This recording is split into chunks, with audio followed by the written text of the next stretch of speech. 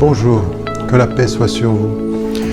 J'ai traité dans cet ouvrage, dans ce témoignage, d'un sujet qui a été particulièrement difficile pour moi, c'est le sujet de la prison. Ça a été une découverte douloureuse, parce qu'elle m'a amené à vivre et par l'expérience que j'ai eue à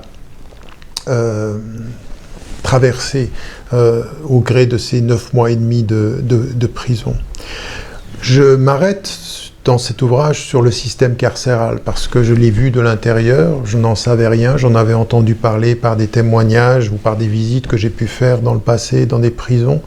Et puis, tout à coup, eh bien, vous êtes en face de la déshumanisation la plus douloureuse.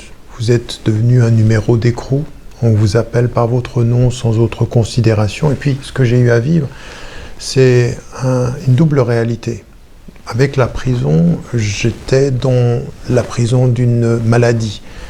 Les maux de tête, le rapport à mon corps qui devait changer, la difficulté même de me concentrer, de pouvoir simplement faire face avec une certaine sérénité physique, c'était impossible. Et puis à côté de ceci, l'isolement complet. L'isolement complet, pendant 24 heures, je ne voyais que les surveillants ou le personnel médical.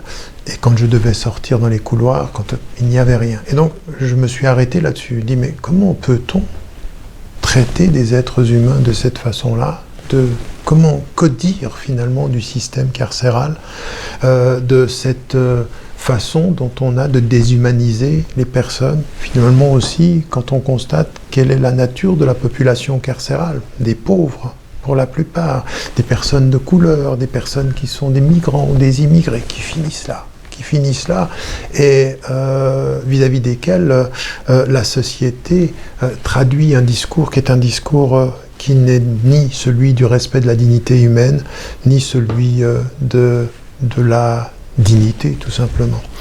J'ai rencontré des personnes admirables en prison qui m'ont donné beaucoup d'espoir, je ne les oublierai jamais. Mais j'ai aussi su qu'il ne peut pas y avoir de démocratie digne de ce nom s'il n'y a pas des hommes et des femmes qui s'occupent de ce qu'on fait de leurs semblables dans les prisons. Car à les traiter comme des animaux, nous n'en gagnons rien, notre dignité.